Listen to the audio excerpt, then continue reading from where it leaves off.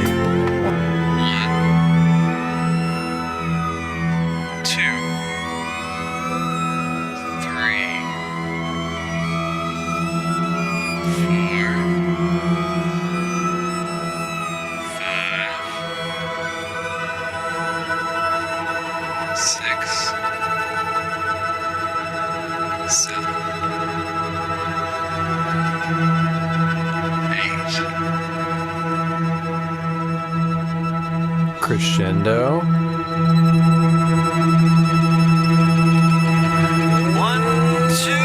3, off. You did it. Woo! Pyramid song here. Great job, Rowan. You played part 1, didn't you? Sort of. Yeah, you did great. With some strategic And down Brandy the did octave. too. Yeah, nice work. There was a question in the chat. Yeah? Elizabeth wants a quick guide on how you do the pizzicatos and that before you go on to something else, just as a technique thing. There's pizzicatos in that? Part 3, you know, the chords, the pizz chords in part 3. Oh, yeah. How Yeah, do that's the whole reason I decided against part 3, and I don't want that to be my deciding factor from now on. Well, it is a tough. So I wrote it as divisi, right? And it's beamed divisi as such. So the bottom is.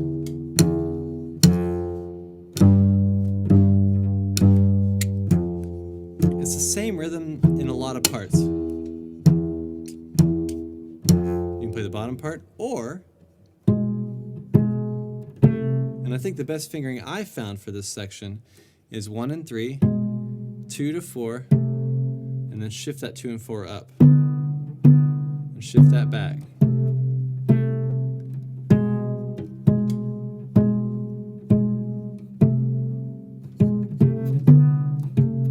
So if you want to practice that, that's probably the best fingering I can think. And I'm taking 2 index fingers and making 2 little pizzicato little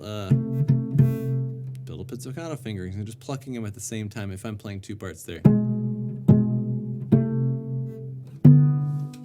And you can do Are you that. playing all 3 notes? No, I'm just playing 2. Oh. Now you can play all 3, and if you do play all 3, most times we learn in classical pits is to and pluck them and strum them like a guitar with this guitar thumb. But I think simultaneous playing of them is almost more well, it's just cleaner, and I just like it better. Even on that though, it's the best fingering I've found is 1-1-3, your standard chord form, and then 2-2-4, and then shift that 2-2-4 up. Or you can play it with the open string, but then you have to shift back. So totally relevant, can be done there. 1-1-3, 1-1-3, 2-2-4, open 1, 2-2-4, and then 1-1-3. So that's one way to do it. And why I wrote it to be the VC is just to clean it up and make it not be so difficult, because there's so many measures of it. This is a pop tune that typically happens, so it's That's a cool learn, though, because I can see that's a cool section to learn from. Is you could go from introductory to intermediate to advanced when you're learning chords. Choose your own level of participation on it. You can play one part. You can play the top line if you want to.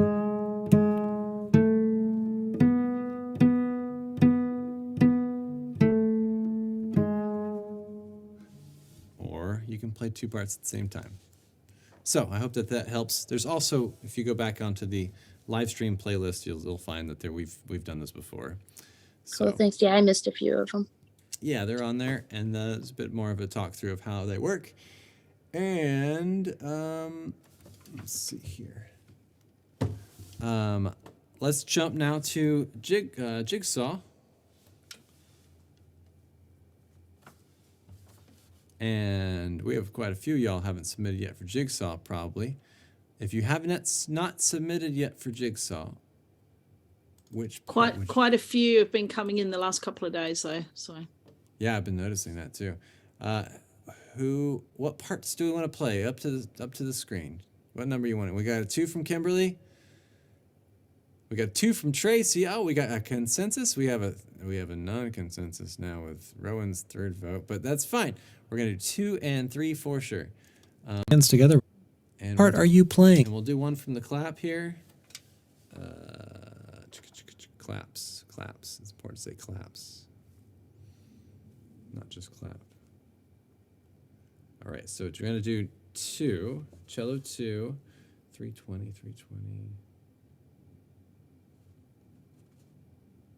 think that'll do it. And can you please hold your fingers up to the camera? Cello 2. All right, that's great. Let's put our bows down and put our hands together. We're going to do 3 claps together. And we have follow me. A lot of measures of rest. Here we go. Top, so it's great. 1, 2, 3, clap. 1, 2, 3, clap. 1, 2, 3, clap. Perfect. Okay. Second clap was here is a 441A.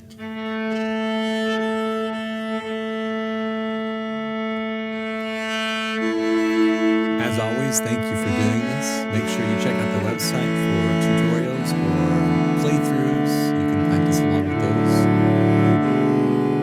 But if you're listening to this is likely your performance. So good luck. And if you haven't yet, we'll foreshadow. Check out the other 2 songs on the project. Deck Start and Pyramid Song. Take a deep breath.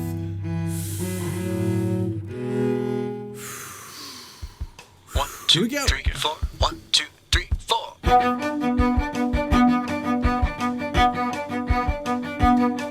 Measure 5. 2,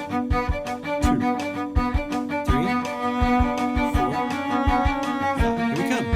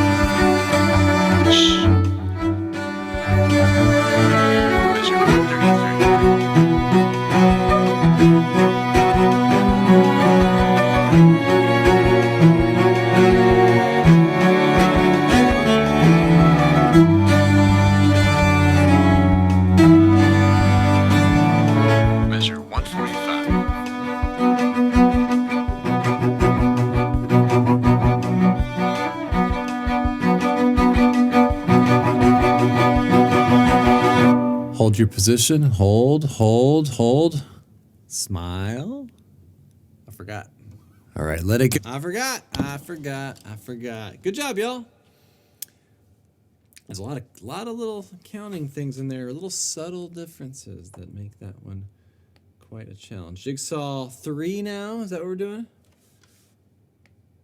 0320. Jigsaw 3. Let's hit it. And then we're... Here we go. Jigsaw 3. 1, 2, 3, 4. 1, 2, 3, 4. Hold on. You ready, Rowan? I want you to get in on this one. Sorry, I'm too busy answering questions in the chat. I want you to get in on this one. Here we go. Cello 3. Take a deep breath. Thank you for doing that, though. 1, 2, 3, 4. 1, 2, 3, 4.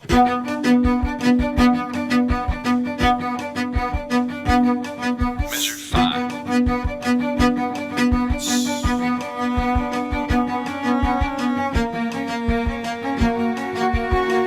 Nice and light.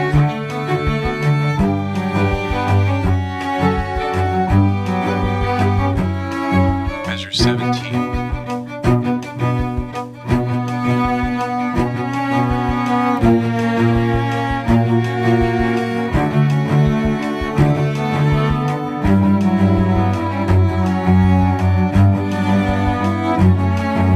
Measure 29.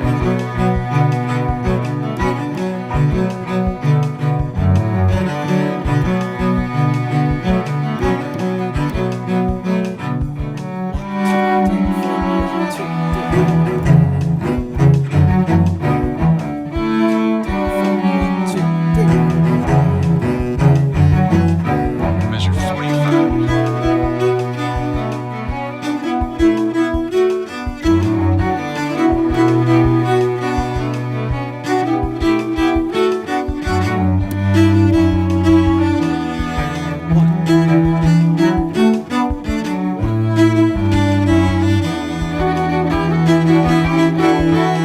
Measure 61. 1, 2, 3. 1, 2, 3. 1, 2, 3. 2, 3.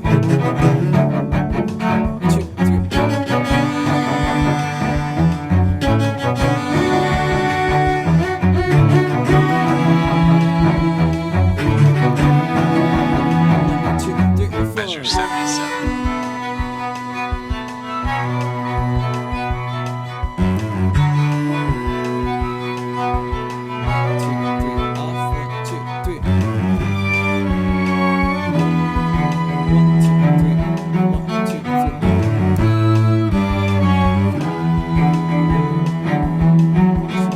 Measure 93. Measure 19.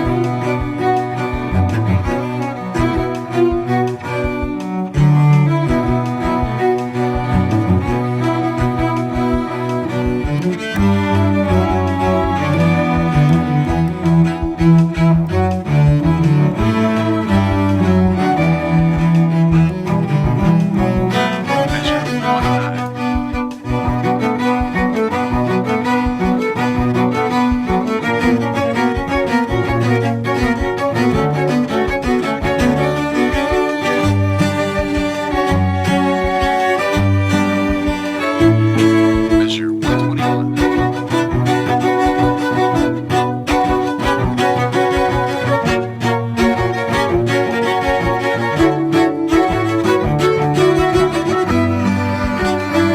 Shh. Measure 133.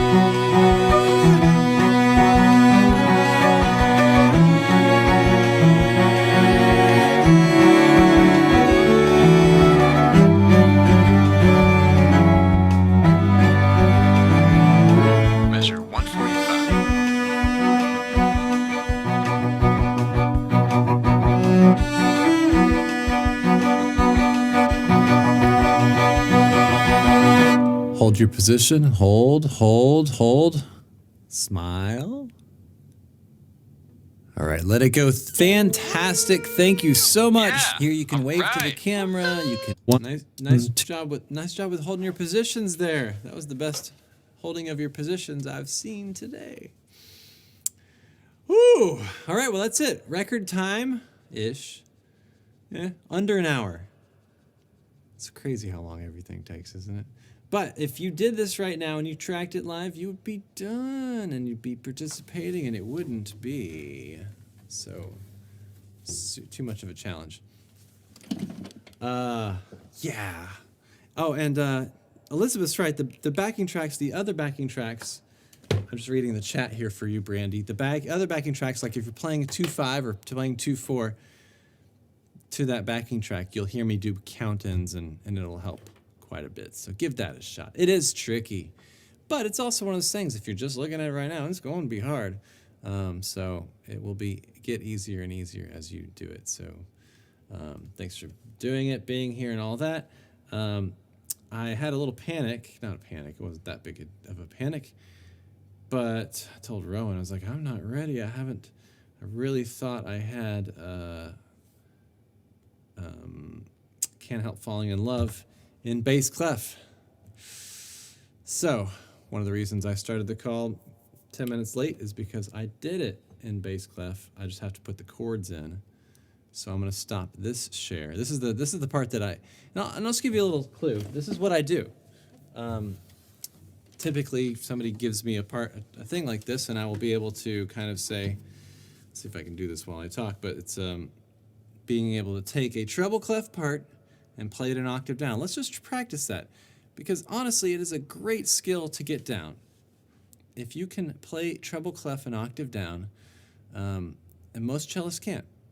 Some cellists can, but your world opens up as far as to how usable and useful you are in any kind of musical setting, whether it's whatever. If you can, because some people can read treble clef, but then everything's up here, and then when you have to go too high, then you just kind of get lost. Elizabeth asked, what is the trick with doing this?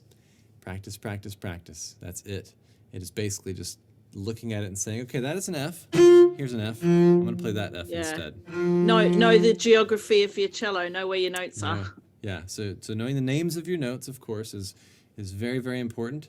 But you have to also know the names on the staff. So, and Teresa, you got a comment or a question?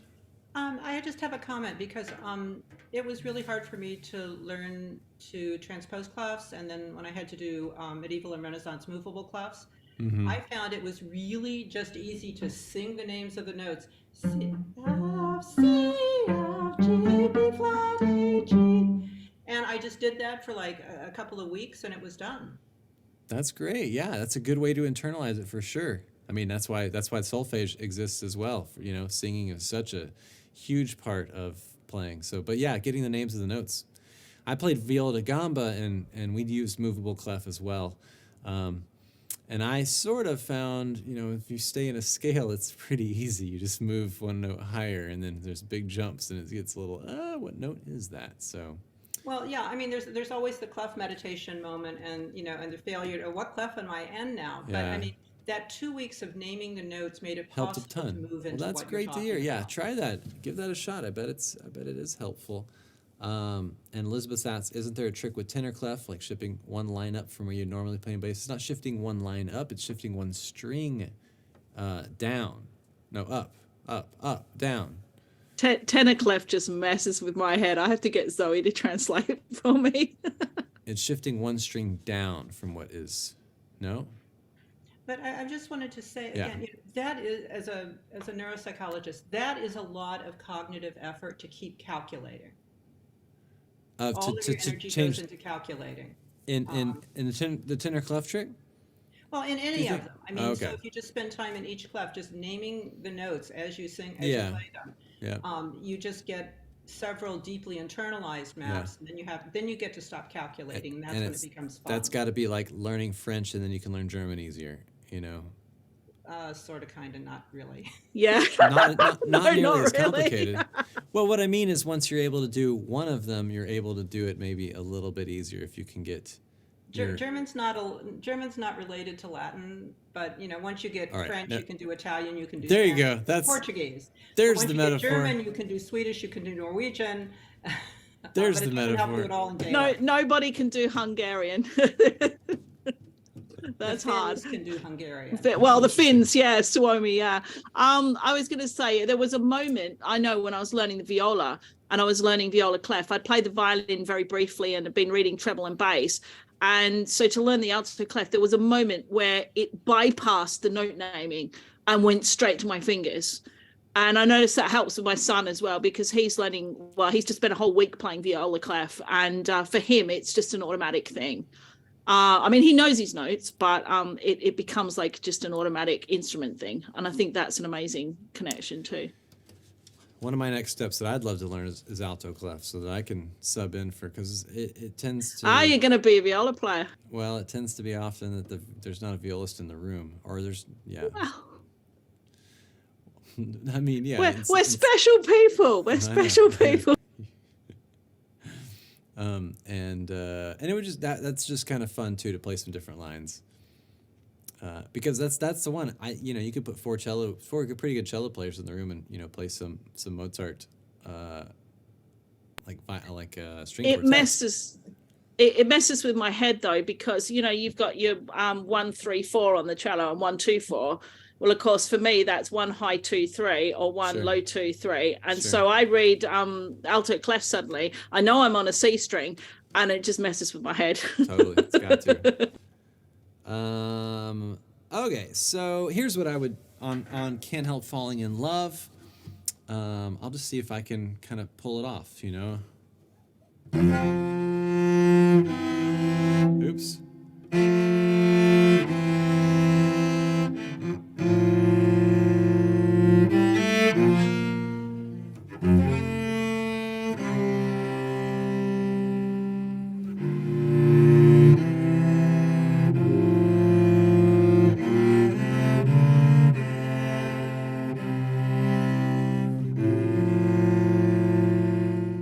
Little small demo of how I would possibly pull that off, right? Just in a live setting. That's me reading an octave down. This is not the best key. This is not the key we're going to do this in right now, by the way, because I've hopefully simplified this and going to show you where we're at on another thing. And thanks for bearing with me. We haven't done it this way before, but I think it's important to write the note names in, and that's just how we're going to do it. But I got to find... There we go. This is a coming book-ish thing with lots and lots of tunes for solo cello. This is not work I've done, even touched in a long time. But, in my teaching, I often teach to adults, and you guys are probably going to be chomping at the bit to get this when it kind of comes out. But these are... you have Suzuki tunes, you got little baby little songs, or you could also learn another one, Bites of Dust.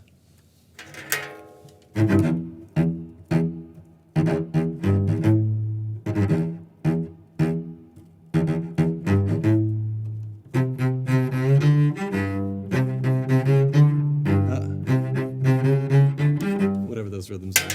And so there's a few of these that we'll probably get to with some content like that, and I decided to add this one in. Can't Help Falling in Love. So bear with me 1 second. I'm going to put the chords in. You'll see how fast this goes.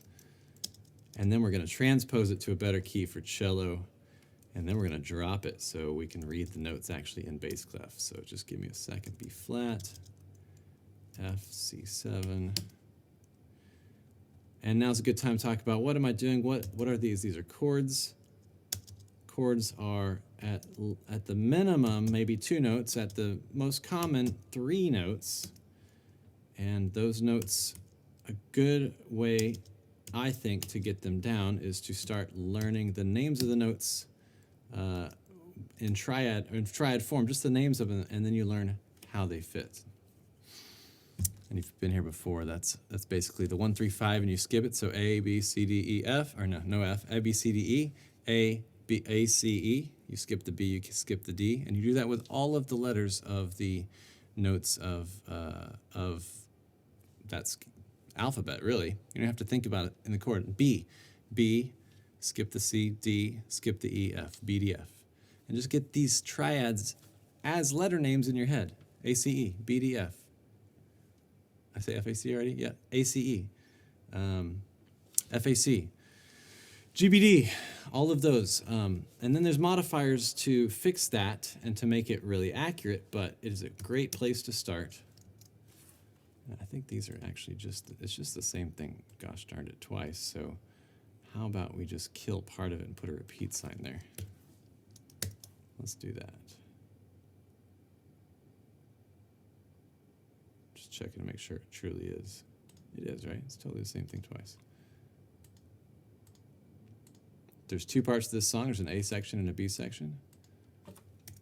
Why'd you do that? I don't know. So we have a repeat here. And I'll even give us a little A. Oh, hold on. Let's put a box around it. Boxed system text A and B.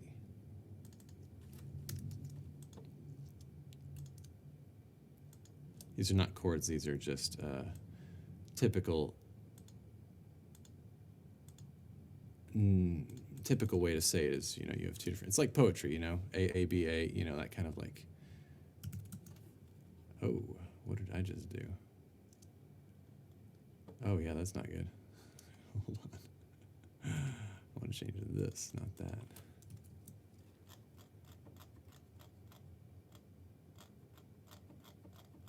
There we go. Still didn't do it. And we'll go through it a little bit. But as soon as I get these chords in, we change the key. I'll put it on the iPad and then we can scribble on it. All right, A section, B section. And there's another A section here.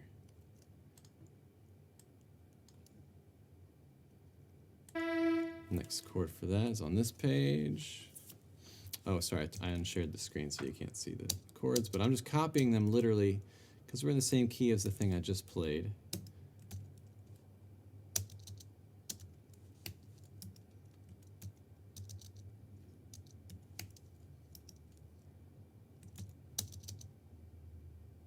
Hate how that looks, but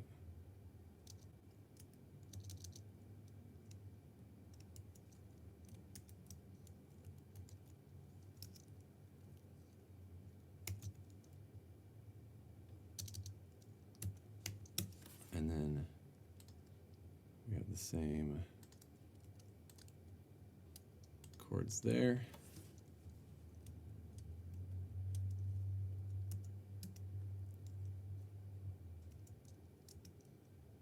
And that's just a tag.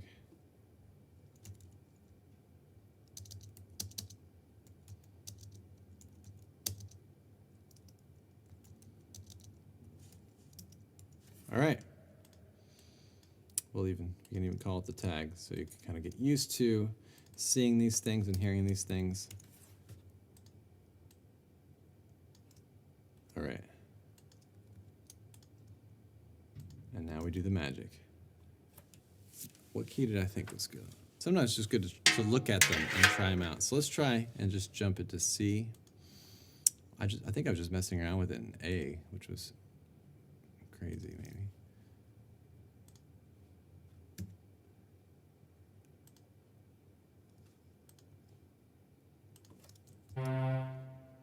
That's too low. If you can, you want to keep the melody kind of close to the A string.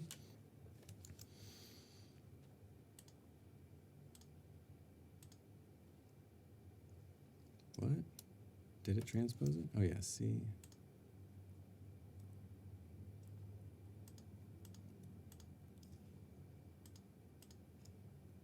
I guess I didn't change the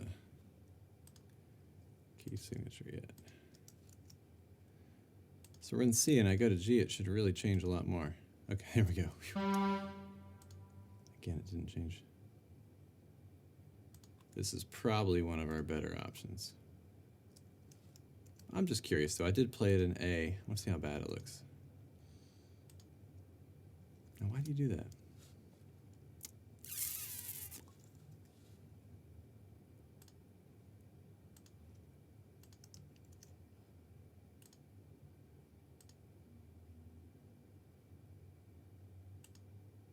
For some reason, it's not giving me the transpose key signatures option, and that's why it's screwing up.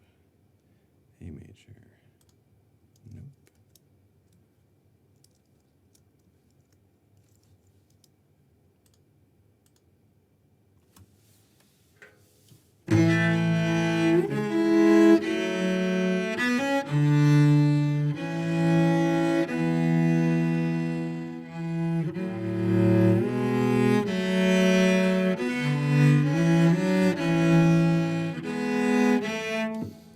That's pretty good.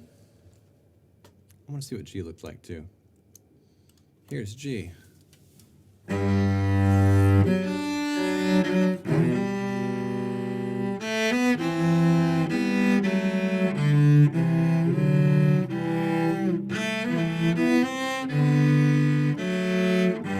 is actually a little bit easier. You got a question, Elizabeth? Jump in there. If I remember, I think it was back when we were talking about transposing all of this, and obviously I want to learn to do that. But isn't kind of everything digital now, and you can grab the digital music and hit a button and it transposes for you? You can in MuseScore get parts like this. You could grab this melody for sure. Somebody's put it in there. And then you put it into, and with a subscription to MuseScore, stuff that's like really well known like this, it'll do it inside there and you can change it over.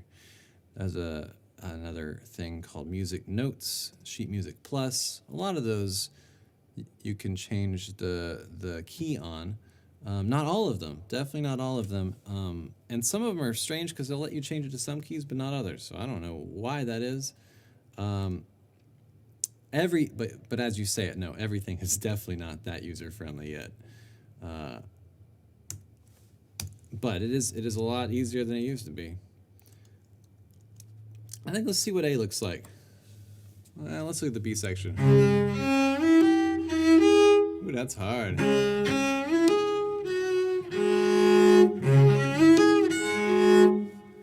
Maybe I'm crazy.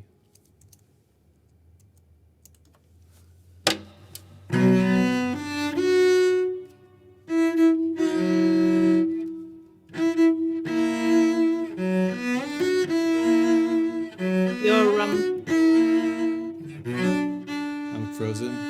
Yeah.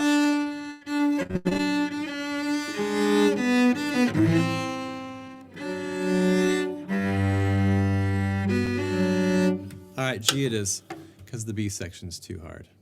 Yeah, it fixed itself this time.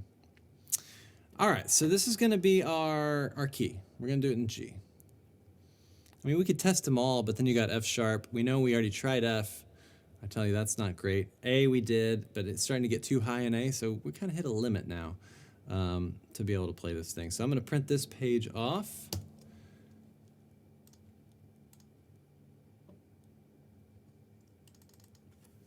Can't help falling.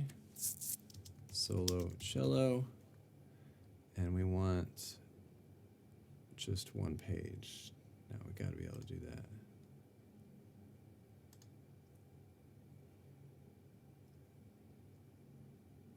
Crap. Desktop.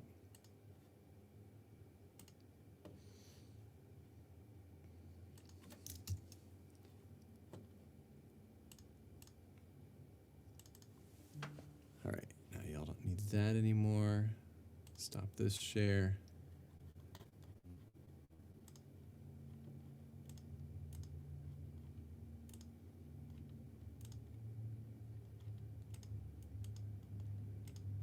Thanks for your patience on it. It's been a heck of a weekend, so ideally I could have done that before, but sometimes it's good to invoke questions by seeing all the work that goes into some of these things. So, all right, Can't Help Falling in Love, bouncing that to the iPad, and then we're going to mark on it.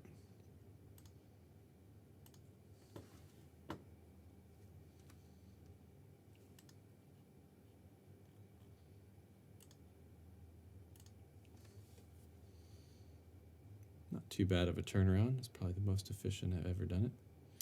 All right, got it? Do you see it? Looks just like it did moments earlier. Oops, okay. So, like I was saying before, your triads, the letters of the triads are really important and great. And we're going to do this each time just so you can kind of see it. And we'll start here in the key. So let's do it starting with G. And I'm okay. I'll put it, it's easier to write like this. I'm going to put it at the bottom of the page here. And it's good to also write this. And even if you don't know what this means, it's also good to write it down. These are just Roman numerals, and some of them are big and some of them are small. So big Roman numeral 1, little 2, little 3, big 4, big 5, little 6. That didn't look like that one didn't come out so good. And then we're going to do a 7 with a diminished mark on it, okay? And we can start with our scale here, or a key. We're in the key of G. We're going to say G. Keep going up the scale, B, C, D, E, F. All right, in the key of G, we have 1 sharp, and what is that sharp? It is F sharp, so we know that that F sharp is sharp. Now we can talk about these triads I've been saying are really important to get down. And we got G, and if we talk about the scale going up, stay with me, this is great. G, A, B, C, D. A chord is 1, 3, 5, so we're going to get rid of our first finger and our fourth finger, and just, what is the name of that? G, A, B, C, D, G, B, D. Does that make sense? You don't really need to know why yet, but just something to get down. So G, B, D. Our next one is A. A, B, C, D, E. A, B, C, D, E, A, C, E. Skip the B, skip the D, A, C, E. And like I said, these are good to just memorize without any needing to know what they mean. So that's B, D, F. We'll talk about that more in a second. C. C, D, E, F, C, D, and it's like C, D, E, F, G. You can do it that way maybe, like say some of them quietly. C, D, E, F, G, D, E, F, G, A, E, F, G, A, B. Never done it this way, so F, G, A, B, C, okay? So we take these letters now, and we basically just go with the key, whatever the key signature says. We did this in the key of G. The key signature key of G has 1 sharp in it. It is F sharp, and we are just simply going to put a sharp on every F that we see. Did I get them all? Looks like I did, right? Great. These are the notes of these chords. If you see these chords on the page, you will see, well, and also there's something else to say. These little Roman numerals are all the minor chords. I'm going to write a little M there. I'm going to write a little M here, and I'm going to write a little M here. This is a very diatonic song.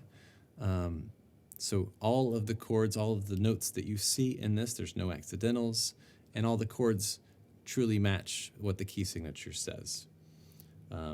So we have our 1 chord, which is major, our 2 chord is minor, our 3 chord is minor, our 4 chord is major, our 5 chord is major, 6 is minor, and 7 is diminished. Now that was a lot, right? If you can just do this practice and kind of get this down as an idea, then you're already thinking really musically, I guess, music theory-wise, even if you kind of don't even know what it means or what it stands for. The whole goal here is to play this song with more notes than you see, so that when somebody hears the song, they can feel like they're hearing the song, and they're not just hearing, a cello player just play the melody. So we're gonna figure out how to do that. And you see these names of these chords, G, B minor, E minor. Those are our first 3 chords. We need to play one of those notes from each of these triads. So G, we've got our 1 chord. B minor's over here, it's our 3 chord. E minor is over here, our 6 chord. Now these are the notes we can choose to play. And generally I've been saying in each of these sessions, it's really good. Oh, it doesn't erase like that. I'll undo it then. It's really good to get... Aim for the chords in this way. Try to play the root if you can, and if you can't, Come on, get it out there. I guess it won't undo that far. And if you can't play the root, try another chord. It can literally be trial by how does it sound. Do I like how this sounds? And that's how we're going to do it right now. Oftentimes in what we've been doing, oh, there's one. I didn't think there were any slash chords in this.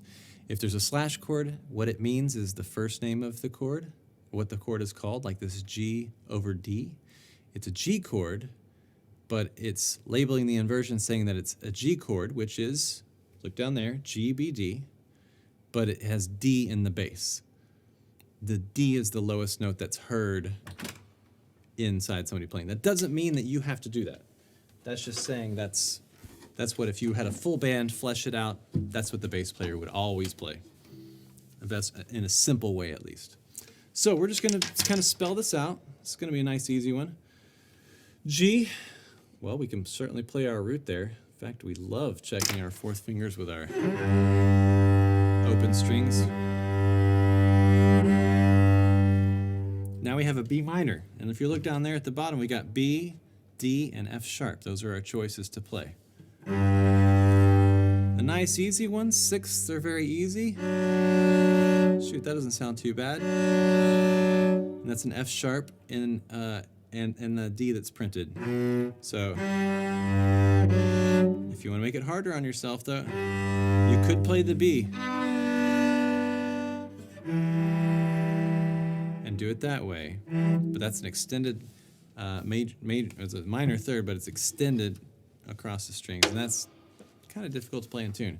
So I'm going to go the path by which the song makes sense and sounds good to somebody else. So we're going to play that F sharp there. What's next? E minor is our E, G, B.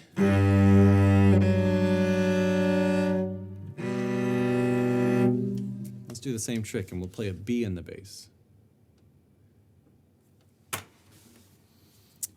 A little quick note, like a pickup, can probably be by itself. C is our next note. We have a C, an E, or a G. We have a G chord coming up, so let's not do the G because we'd like to probably play the G there, maybe. Maybe we don't. But I for some reason, I already know this thing plays pretty well in sixths.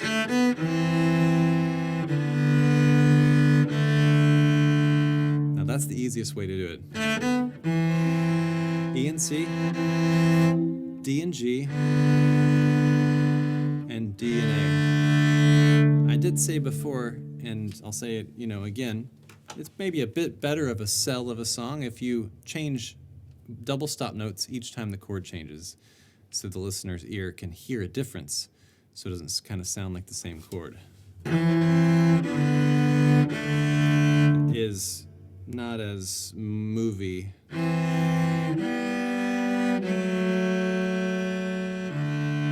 That may be a very nice way to do it, and that makes a bass line motion happen every half measure. And then I play a G and a D, and a G and B.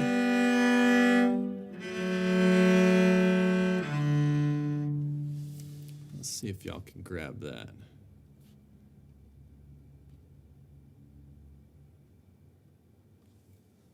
Okay, does that make sense? We got our first line done. Anybody got any questions? Jump in there with questions, for real. This is a great time for questions. And if you're totally confused, that's totally fine too. I'll keep going. We'll get through this A section.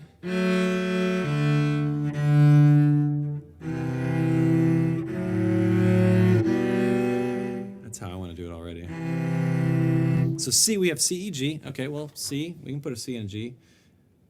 Playing that third is just indicative for the cello. It's beautiful left-hand technique. 2, 3, and 4 on the G string, 1 on the D string. D is D, F sharp, A. We could march that up. That is one way to do it. And if you've been practicing, like I said last time, your flesh studies,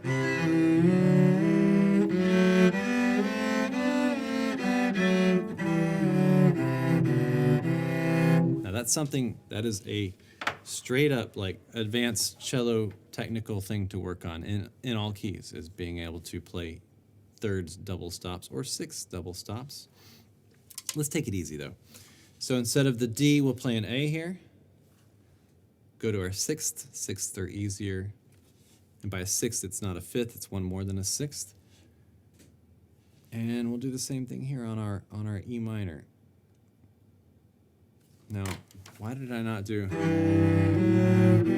We could have done that too. 'Cause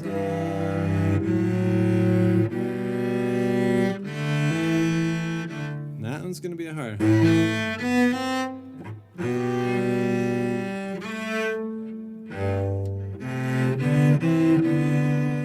That'll work.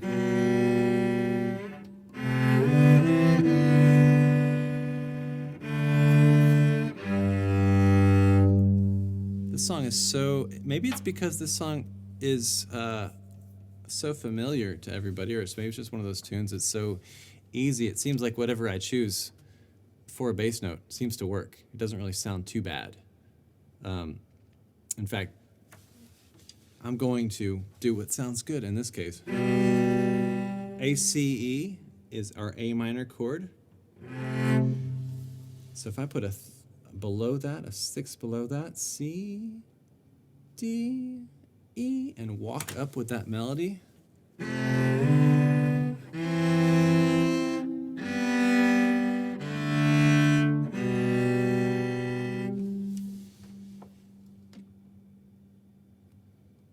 I said the slash chord's probably good to put in the bass, so we'll do that. You can choose any of those.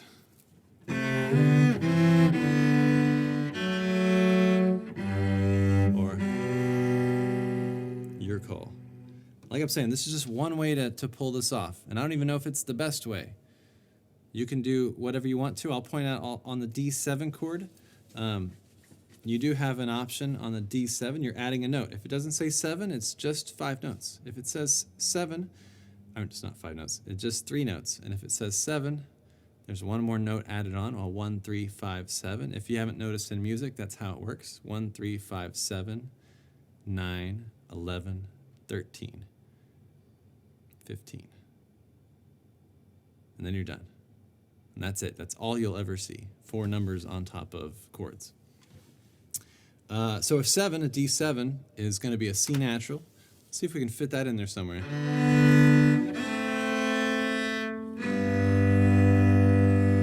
You can hear it, right?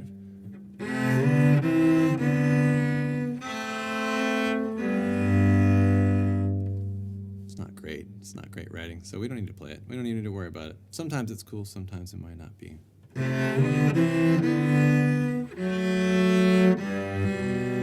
Do you guys all like that? I'll play the whole A section.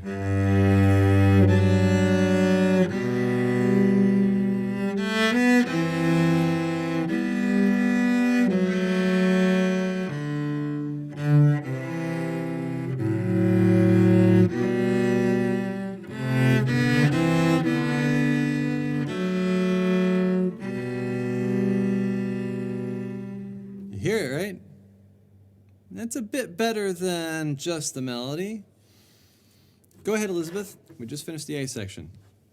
There was something someone said a couple sessions ago. Mm-hmm. Is there a possibility, and I don't know what to call this, where you're traveling up, but something in the bass is traveling down? Is there a possibility to throw one of those in there? Yeah, and you would just call that, not like it's genius terminology, but, contrary motion. So you'd have a melody line going up and a harmony line or a bass line going down. It's a good question. We sort of, let's see if we can do it, because all I would be looking for here on Would the that C, happen like on a second run of a similar measure? second run. You could, and that's another thing I was going to point out. Oh, I'm frozen again. Come on, come back. Get back. I don't know why that happens. I think I get like a text message or something.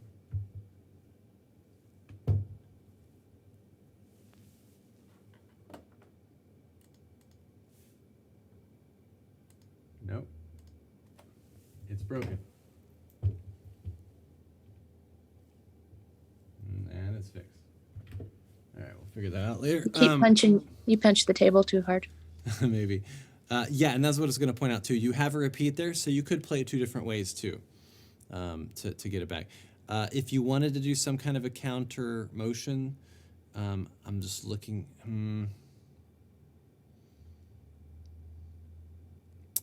You would have to find it to where you got 3 notes here, right, of your triad, and you got 3 notes of the next triad, and so you would try to find a way to move down the scale or up while it's going the other direction. I'm just trying to see if there's one that I could find. Let's see. You could do it on the second measure of the second line. You could go C, A, G. Have octave Gs, but it would at least be contrary motion. Totally right. The only thing it isn't is it's not a stepwise motion, but it, it doesn't give you that like,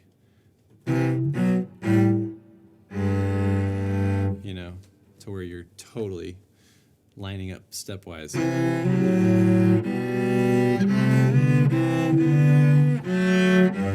And just to answer your question maybe a little bit further, Elizabeth, that's kind of a cool thing. That doesn't mean you should ever force it to happen. First rule, if it sounds cool, it is cool. Again, and what Teresa pointed out, totally, yeah, you'll just then be on a G, 2 Gs in octaves on an E minor chord, and you're not really doing anything. You're not showing any bit of the E minor chord that's different because the melody has the G in it.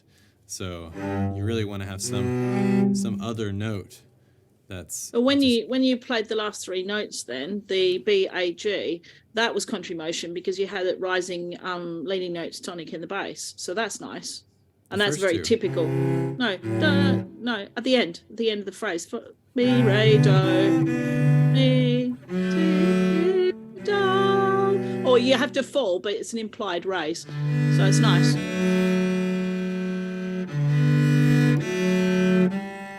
So if we hit that, so I think what she's saying is, then you're here, and then you end up here. The melody line's coming down on B, A, G, and the harmony line will go up. D, F sharp, G. So that's part. So, but don't ever force it. It is kind of nice when you can do that. Doesn't mean it's nice to do all the time. Almost nothing's good to do all the time. You don't want to be like, it's only rare that you'll be like, maybe Rachmaninoff's one of the only examples I can say where you're like, that's totally Rachmaninoff. And it's good. I'm just sort of kidding, but you can do it with Brahms, Vivaldi. They all have their little tricks and stuff, but it's great to be varied and to be surprising at different things. So let's move on.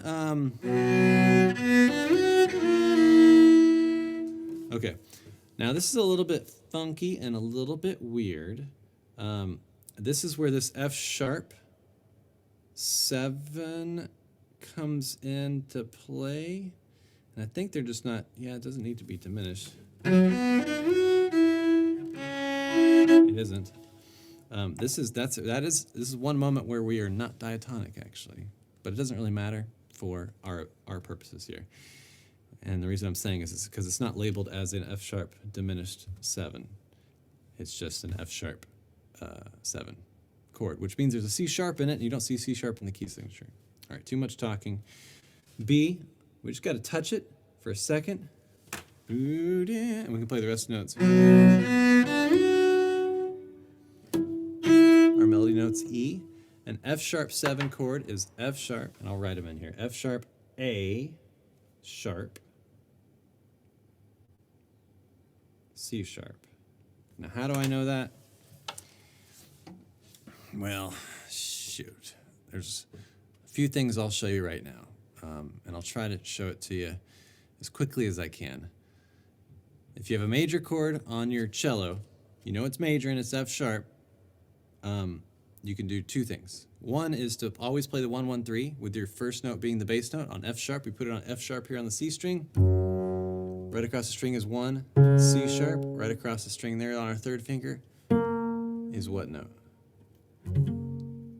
A sharp. Not a B flat. It's definitely not a B flat. And that's why one of the reasons why I insist that the triad naming is so important. F sharp, C sharp, A sharp. Now that doesn't put them in order. Here's another trick you can do on your left hand. First finger on an F sharp. Extend to your third. What note is that? A sharp. And your first finger right across the string is a fifth. 1, 3, 5. Now that's your major, and that will work for every major chord. Every major chord in the world. 1 extended 4, 1 is a major triad. That's how you spell it. 1 not extended 4. And you hear how sad that sounds? It's just like the second suite of Bach. It's always going to be my, go-to. D major, 1, 4, 1. 1 extended 4. Well, that would be a happy. I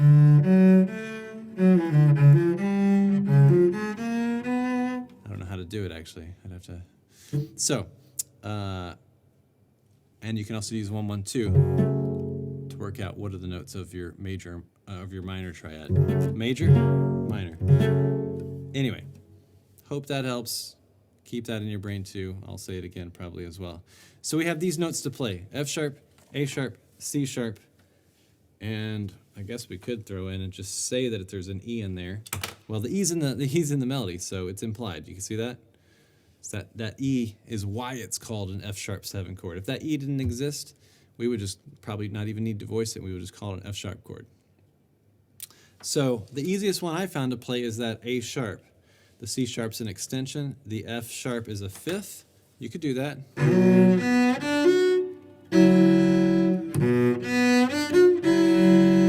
Or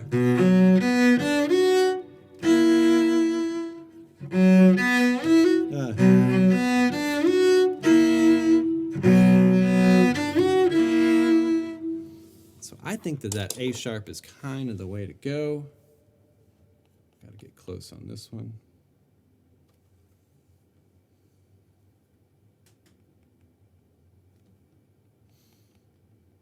And I know it might feel like a question, well, should you play them differently each time? I don't think so.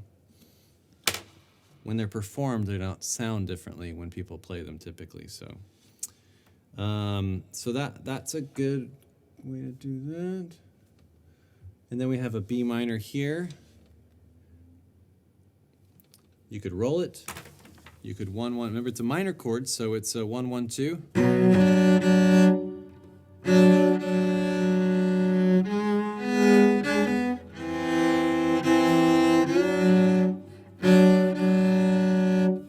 Talk about this G sharp diminished right now. Diminished chords are minor chords. So let's talk about that with our left hand again. First finger on a G sharp. Our minor third is just a 1, 4, 1. Is going to give us our notes for regular G sharp minor. G sharp diminished is where that fifth is a little bit lowered. So G sharp, B, well, not D natural. Those are our choices. You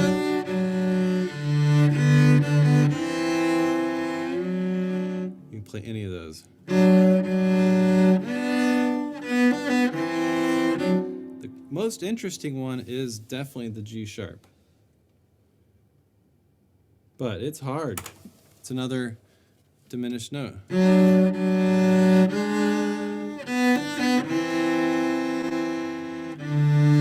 And choices here again. I like the sixth. I think 6 is a good way to march it.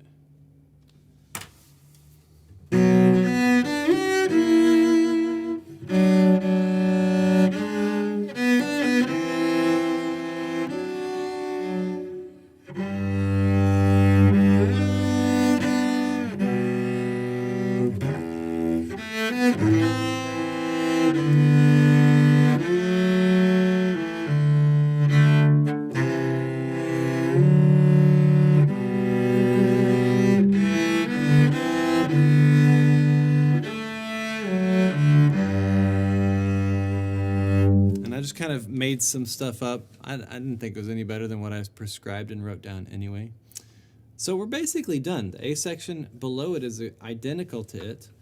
And I'd encourage you to, if you want to study this and just kind of play around with it, come up with some other options. See if you can, your left hand will get better, your spatial awareness on your cello will get better, and your theory will get better as to, what it is that makes up a song. And this whole chart down that I wrote it down at the bottom is pretty much showed to you on the first or second week of music theory class, and then they do some weird stuff with it too. And I'm just going to write down the tag here so you've got it. And I'm ready for any questions. Somebody's got it, but this is basically how I would do it. Jump in. We're losing people. We're down to 5.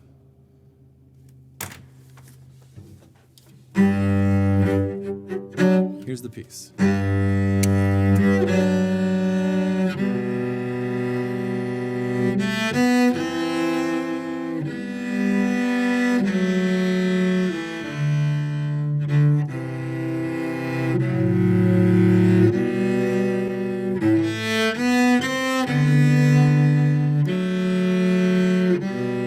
I did something different there.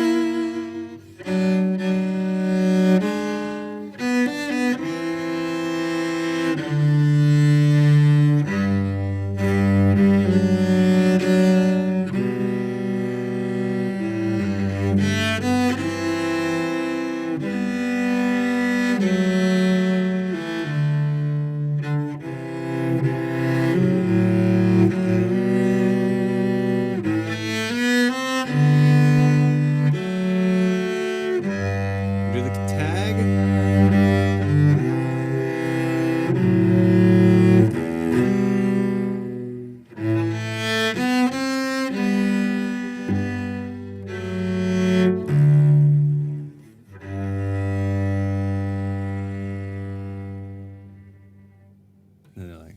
Then they say, "Dearly beloved, we are gathered here for someone's perfect day, and that's your job." So I hope that that's something. I hope that that's helpful and fun and something that you can add to your world of learning the cello and performing the cello actually too. You can play Bach, you can play this, you can play all music on the cello. So it's one of my big aims. Does anyone have any questions? My teaching time is ending here. Nope. Good. Well, you guys are awesome for showing up and being here and listening to doing all of this class thing. So thank you for that. We'll have next session, I believe we're gonna have to move to, well, no, Wednesday. Is that right?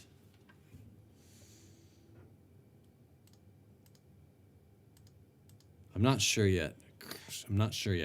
I'll have to be in touch about it. It's not gonna be Thursday. And I'm hoping it is Wednesday. But I'm waiting on an email to find out about it.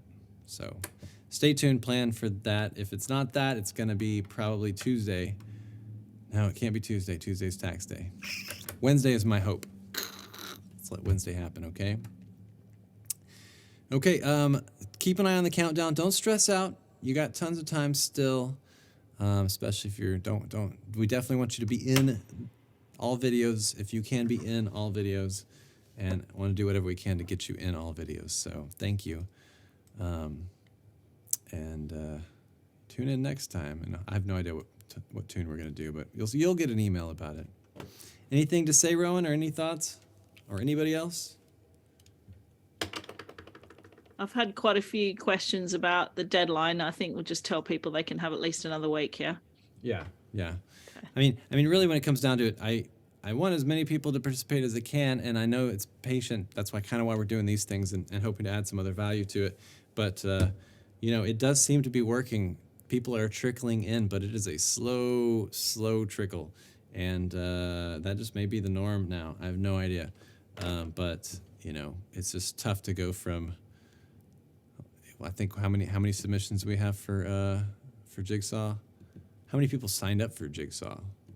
I haven't got the 30? latest. 40? I'd have to look at It's it. not very Well, it's many. all different now because it's combined, isn't it? But Yeah. So anyhow, it's we just need more. It's just we need more people to do it. So spread the word as much as you can, and we'll do our part as well. So thank you for being here. I think I'm going to sign off. It's great to see everybody's faces, and thanks for playing cello with me today. And we'll see you soon, okay? I love it. Thanks, bye, guys. Y'all, bye.